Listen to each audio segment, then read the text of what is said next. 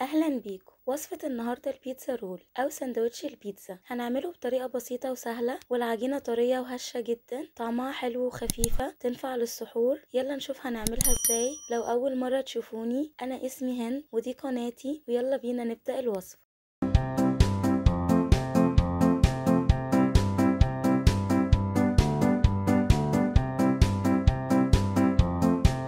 اول حاجة المكونات معايا هي 3 كوب دقيق متعدد الاستخدامات منخول كويس، معلقة سكر، معلقة صغيرة ملح، معلقتين كبار خميرة فورية، ربع كوب زيت زيتون، كوباية مية دافية هنزل بيها شوية شوية على الدقيق، وبرضو على حسب نوع الدقيق عندنا ممكن نحتاج مية اقل وممكن نحتاج مية اكتر على حسب العجينة في ايدنا. كده كده كانت اتلمت معايا حلوة قوي وطرية في ايدي زي ما شايفين.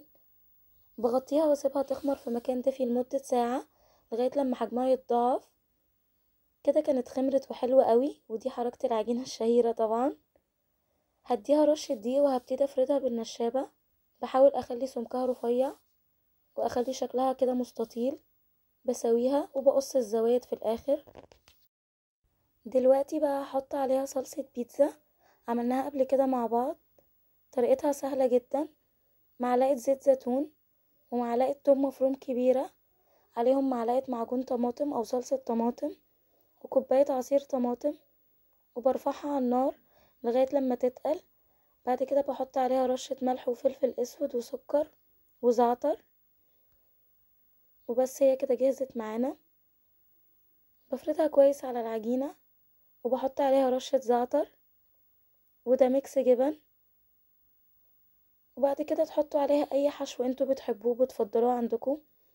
دي فراخ مشوية كانت عندي، وسوسيس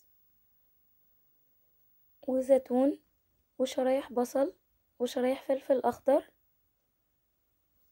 كده انا خلصت. ممكن تزودوا اي حاجة او ممكن تشيلوا اي حاجة براحتكم. هبدأ بقى الفها بالراحة خالص من الطرف، هقفل من كل الجوانب كويس، المها على بعض كده. بعد كده هجيب خيط وهبدأ اقطع بيه العجينة. الخيط ده احسن طريقة نقطع بيها العجينة واسهل طريقة اصلا. بعد كده هجيب صينية عليها ورق زبدة وهدهنها برضو بصلصة بيتزا من فوق، انا بحب الطريقة دي. ممكن تدهنوها بصفار بيضة او لبن، وبسيبها ترتاح 10 دقايق كمان. بعد كده هدخلها فرن مسخناه قبل كده على درجة حرارة 200 على الشبكة اللي في النص لمدة نص ساعة تقريبا لغاية لما تتحمر. بنطلعها خطيرة بجد، مش بتاخد وقت، وده مايونيز حطيته على الوش كده. اتمنى تجربوها وان شاء الله تعجبكم وبألف هنا. لو عجبكم الفيديو ما تنسوش تعملوا اشتراك للقناة ولايك وشير للفيديو وتفعلوا زر الجرس علشان يوصلكوا اشعار بكل وصفاتي، واشوفكم بخير في فيديو جديد.